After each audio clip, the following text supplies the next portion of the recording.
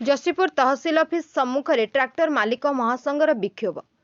Jasipur tractor मालिक महासंघ पक्षर 5 दफा दाबी ने मयूरभंज जसीपुर तहसील ऑफिस सम्मुख में विक्षोभ प्रदर्शन कर जसीपुर ब्लॉक समेत ररुआ सुक्रुली और कुसुमी ब्लॉक अंचल मालिक सेमानक ट्रैक्टर गाड़ी धरी जसीपुर रामतीर्थ ठारे एकत्रित होते।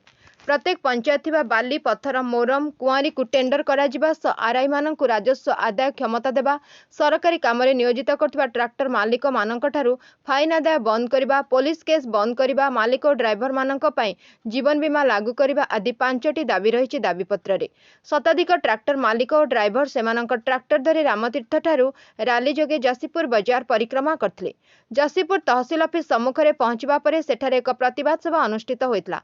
सभा परे ट्रैक्टर मालिक महासंघर सभापति दिव्य सिंह महंत संपादक दीपक महंत नेतृत्व में मुख्यमंत्री 5T अध्यक्ष एवं मयूरभंज जिलापाल उद्देश्य जसीपुर तहसीलदार क्रिंसेसिया तिर्की जरिया एक 5 दफा दाबी संबलित एक दाबीपत्र प्रदान करा जायछि।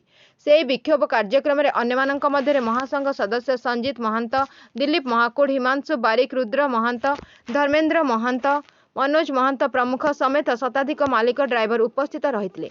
Mayurbhanj Dilip Kumar Sahu report Ekamra news.